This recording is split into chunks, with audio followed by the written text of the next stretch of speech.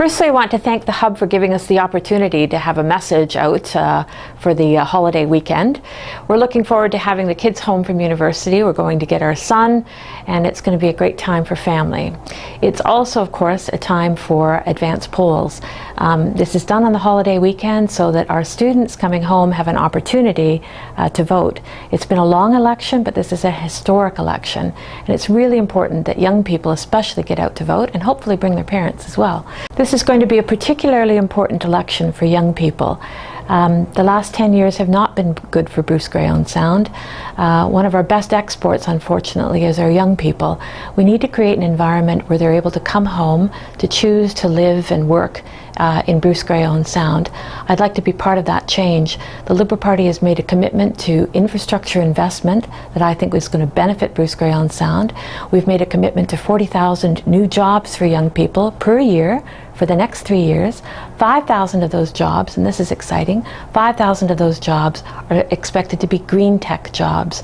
Those are the kinds of jobs that are going to be, I think, the economy of the future in a place like Bruce Grey-Owen Sound. So I want to make sure that we get our share of those. We're also looking at making investments in co-op positions for young people at university to enable them to get the work experience that they need to get out into the workforce, and to also provide a little bit of financial support for their schooling, because that's important as well. We don't want students graduating with huge debt.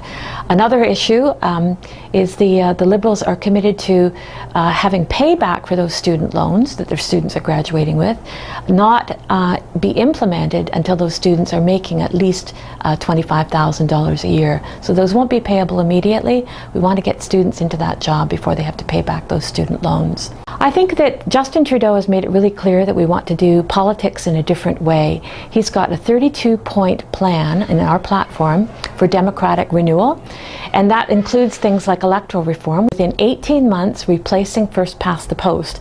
This is the electoral system that has got us into a situation where we've got a government right now in Ottawa that is governing as if they've got a majority. They do have a majority, but they don't have a majority of Canadians' support. They've actually got between 30 and 40%. And we've got a lot of people who've checked out of the system who don't want to vote because they don't feel that their vote counts. So we want to ensure that in this election, we make it the last unfair election, and we find a way to replace our voting system so that everybody's vote counts a little better in the future. So within 18 months, the Liberal Party is committed to do that. Part of our platform for democratic reform also includes things like taking a look at omnibus bills, taking a look at partisan advertising paid for by the government. These are things that are destroying our democracy, and we want to, as we find a different way of doing politics and engaging Canadians, we want to implement some of those policies.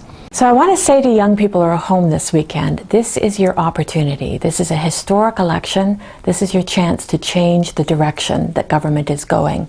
You need a voice in Ottawa, and I can be that voice. I've spent time on the ground. I've worked with young people. I have a young family myself.